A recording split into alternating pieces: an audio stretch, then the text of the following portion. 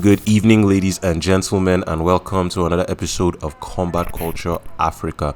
On the show today is Melvin Ugochukwu, formerly known as Nicotine. He is a welterweight competitor in the African Knockout. Last year, I had the honor of commentating his fights, and this time I have the honor of having him in my house. I hope you enjoy the content. Peace. Hey, Mr. Melvin. I've been told that there's a name I'm not supposed to. Please just lean forward and talk a bit more directly. I've been told there's a name I'm not supposed to call you anymore. And you said that there's a name that you have taken for yourself. That's right. For your fight career. Exactly. Do you want us to say it at the beginning of this discussion, or you want us to cook it small, maybe in the middle? Let me right now. Yeah. All right, Mr. Melvin Ugochukwu. What is the new stage name? From now onward, the new stage name is the African Sniper. No more Nicotine again. The African Sniper. Yeah, so we're going to be having Melvin, the African Sniper. That's Ugochukwu. right. That's right. Yo, I like that, man. And you know you sniped that last guy, man. This guy, man. Oh, really? Yeah, man. They went to the knee, went to the... Oh, thanks to God. Yeah, oh, thanks to God. Oh, thanks to God. All right, so Melvin, why don't you tell people who don't know anything about you a thing or two? Who are you? Where are you from? What do you do? Okay, Melvin is just a regular guy from Abia State, and he likes training, committed to self-love and inner peace, and that's basically the simple thing about Melvin.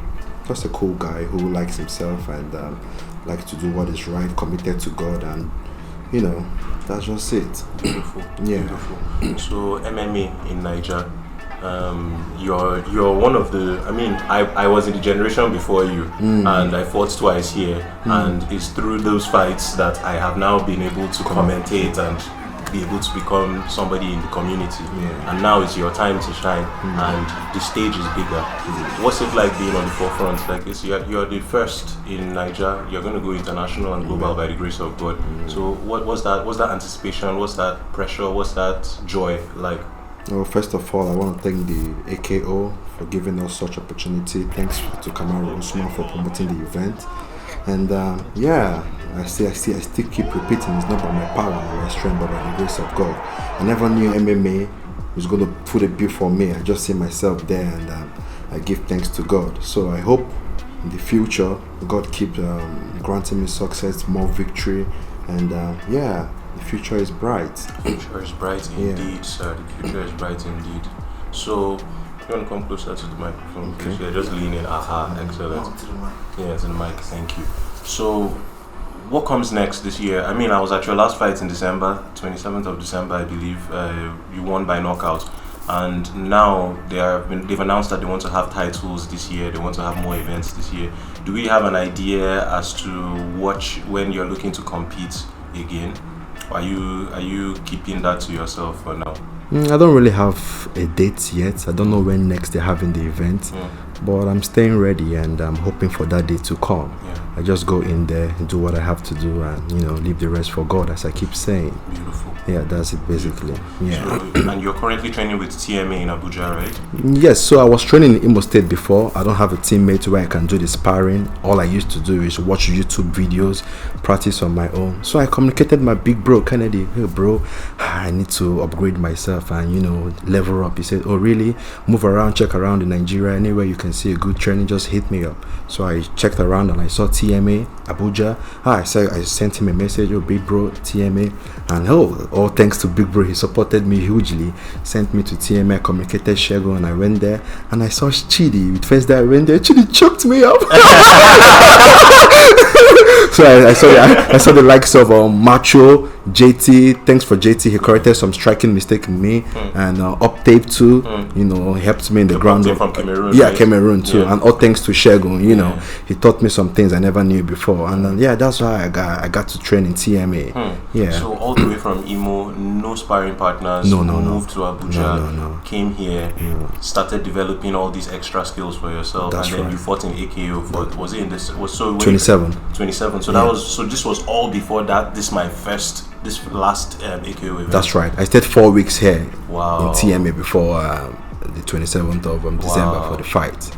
Okay, and for our listeners at home, he is cousins with Kennedy, the Nigerian savage, Ugochukwu, who is the UFC light heavyweight. So it's a family of warriors that we're interfacing with here, just for context. So now that you're in Abuja and you met all the people, is that extra large? Body Rocks. That's right. I was there yesterday. Yeah. And then what's the energy like? Maybe, and did you train in Lagos when you were in Lagos? Lagos, just once. Okay. Just a normal fitness lifting gym, and no I wanted combat. to ask if you could compare, like maybe just from what you've seen in Lagos and what you've seen elsewhere before settling here for now. Where do you think what's happening with MMA in Nigeria? Like, just how do you see it developing? Wow, MMA in Nigeria is really lacking behind, and I really want to thank the TMA, the Body Rocks, who is trying their best to make sure they bring it up. The Rocks, who is trying their best to make sure they bring it up to an extent. I've been to Delta, I've been to Port Harcourt and Edo. I went there to see their MMA stuff, and believe me, it's nothing good to write home about.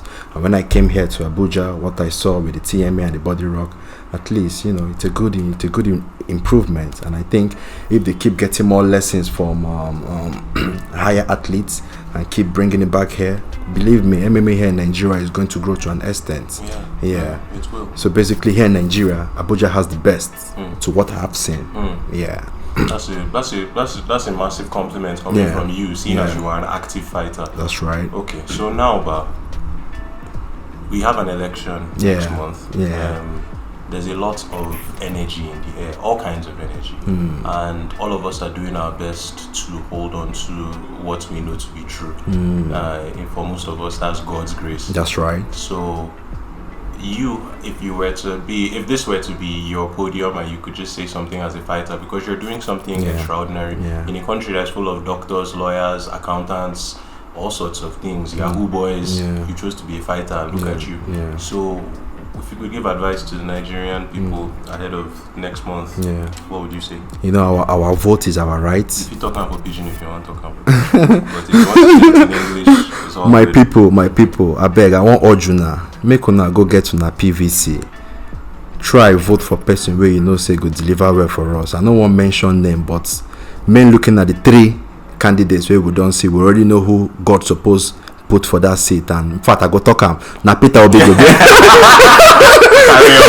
Now Peter Obi go be our next president. I beg my people, make una go come out in massive force. Don't say no, I don't want to vote. Please, I'm urging you. I have my own PVC here, and that day I'm going to vote for Peter Obi. So I urge the whole Nigeria, please come out and let's vote. Our vote is our right, so we can make this country a better place. Yes, sir. Yeah. And that is my closing word, or our closing word, from Melvin, the African sniper. Yeah, no more nicotine again. All right, guys. Thank you very much. Thanks for having me. It was a pleasure and peace. Yeah, and I really